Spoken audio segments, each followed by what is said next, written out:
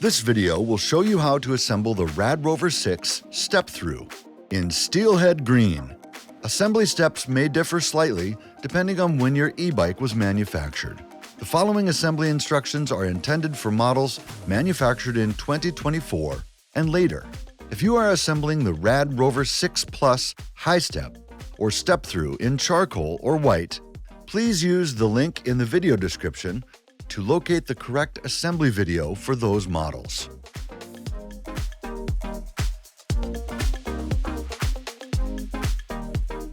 Photograph all four sides of the box and the label with the serial numbers. Make note of any damage to the box and keep these photos for your records. Use a box cutter to remove any packing straps and open the box top.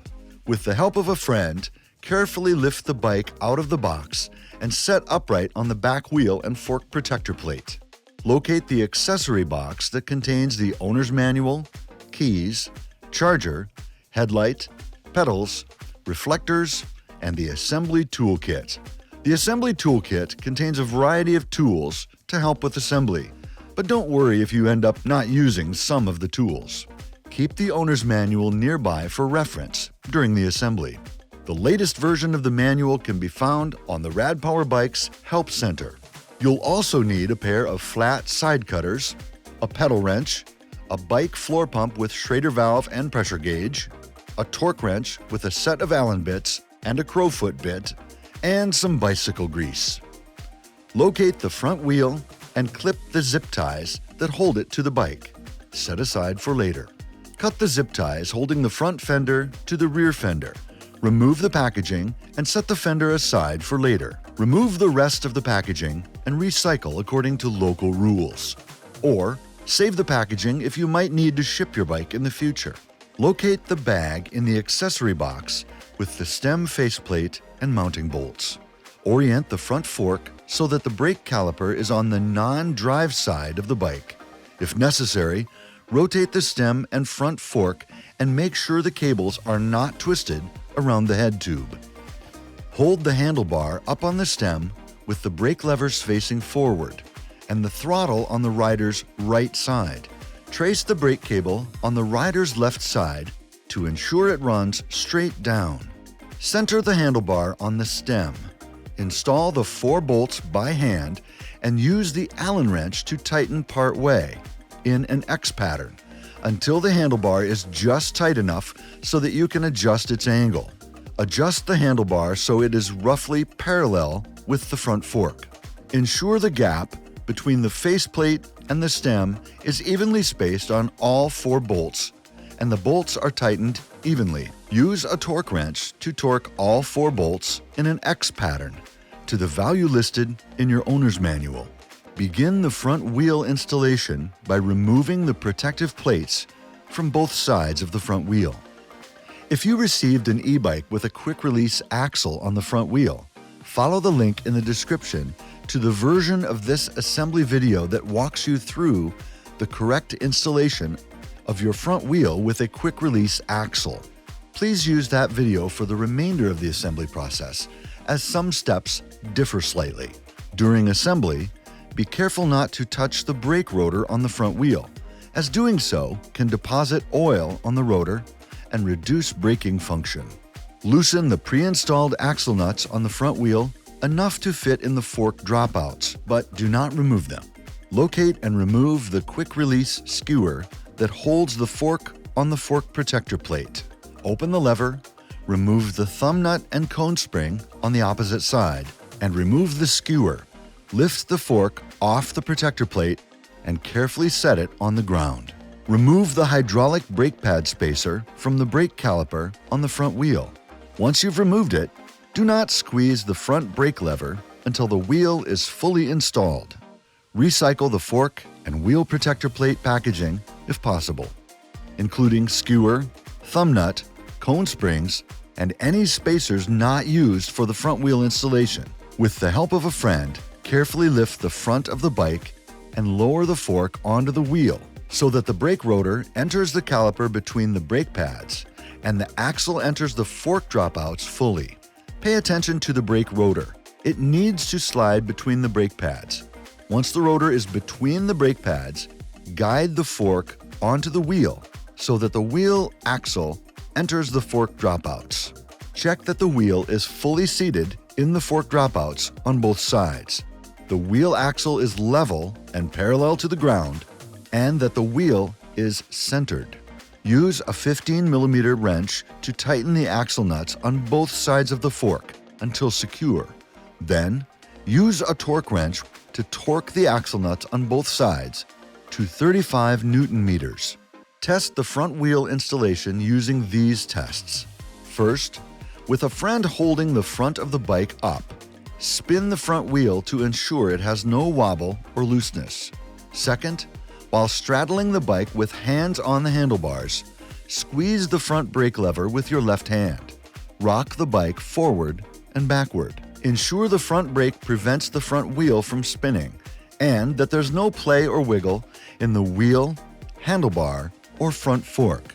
Any sign of play or wiggle is a sign that you may not have properly secured the front wheel and that you should repeat the installation process. Perform these tests before every ride. Once the front wheel is fully installed and tested for security, you may prop your bike on the kickstand for the rest of the assembly. Locate the headlight and front fender for installation. Use a 10mm wrench and 5mm Allen wrench to remove the fender and headlight mounting hardware in the front fork arch. Pass the fender from the front of the wheel backwards under the fork bridge. Carefully guide the fender mounting arms under the fork bridge.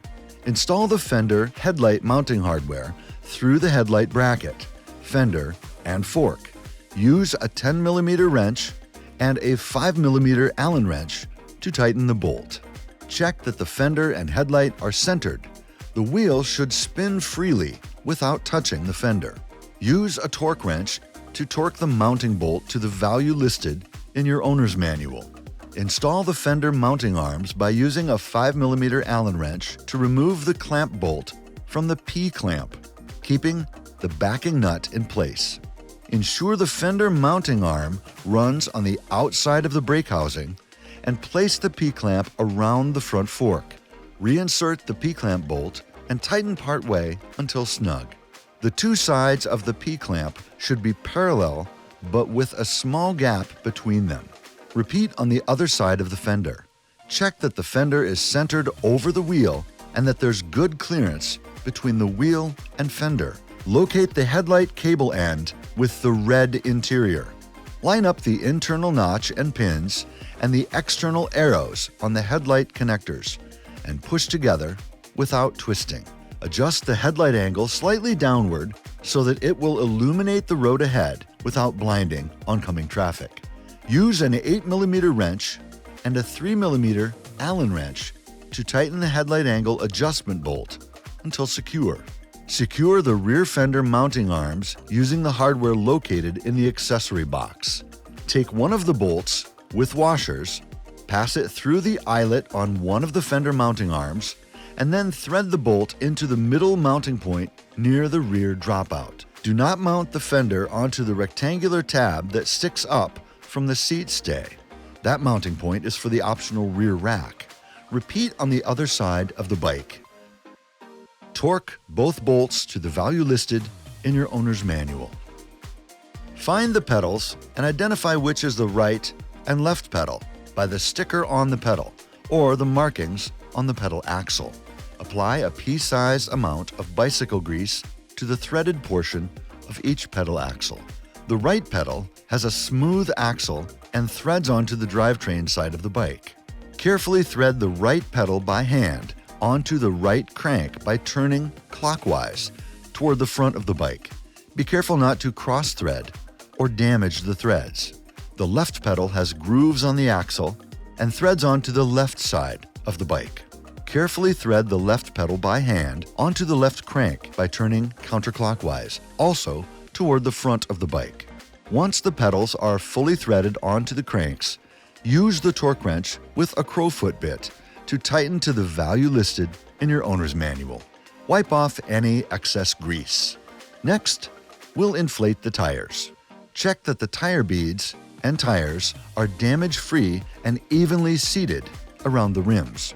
For more information about seating tires and tubes, refer to your owner's manual. Use a floor pump with a Schrader valve and pressure gauge to inflate each tire to the recommended PSI indicated on the tire sidewall. Do not overinflate or underinflate the tires. Open the seat post quick-release lever and remove the seat post. Adjust the clamp so it's centered over the notch on the seat tube. Apply a small amount of grease to the seat post and install the seat post. Be sure the minimum insertion marking is completely inside the seat tube. Adjust the seat post up or down to a comfortable height. Tighten the adjustment thumb nut on the clamp, with the lever in line halfway closed. When you feel resistance, close the lever fully, which should require enough pressure to leave an imprint in your hand. The seat post should not move once the lever is closed. Perform a handlebar twist test by standing at the front of the bike and bracing the front wheel between your feet and lower legs. Hold both handlebar grips and push forward with one hand while pulling back with the other hand. Push and pull with about 20 pounds of force with each hand. Check that the handlebar doesn't move out of alignment with the wheel. Then, switch hands so the opposite hands are pushing and pulling with about 20 pounds of force.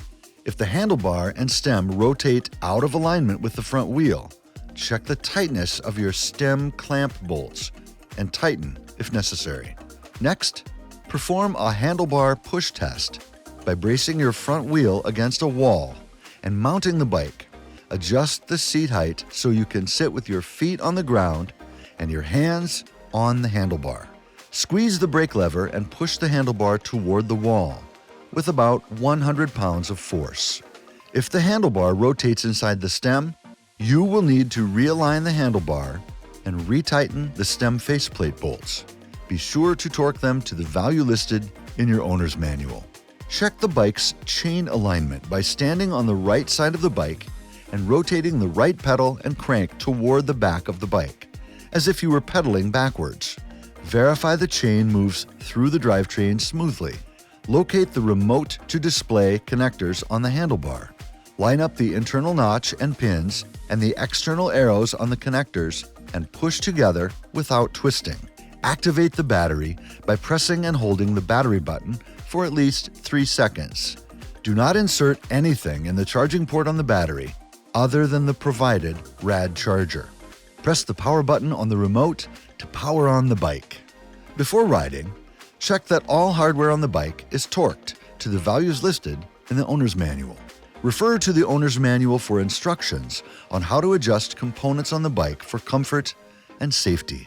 We recommend getting a tune-up from a local, professional, reputable bike mechanic after the first 50 to 100 miles of riding, as new cables will stretch during the initial break-in period. Follow the maintenance schedule in your owner's manual. Work through the safety checklist in the owner's manual and test the bike fully before riding. Never let anyone operate this bike unless they are at least 16 years old and have read the operating instructions detailed in the owner's manual. The age requirement for e-bikes may be older than 16 in your area. Check your local laws and rules for the areas you intend to ride. Whenever you ride, wear closed-toe shoes, comfortable clothing, and of course, a helmet. Make sure you can be seen by others on the road by wearing bright and reflective clothing, and ensure your headlight and taillight are always on and visible to others. E-bike disc brakes may wear out faster than would be the case for non-motorized bicycles, requiring more service. Make sure to inspect brake components before every ride and follow the maintenance intervals listed in your owner's manual. Like all vehicles, e-bikes need to be checked regularly to ensure nothing will jeopardize your safety or the safety of those around you. Follow all safety instructions and checklists in the owner's manual. The latest update on the owner's manual for your rad bike is always available on our website at radpowerbikes.com/help. Make it a habit to thoroughly check your bike before every ride. Reach out to our product support team if you have any questions. And ride rad.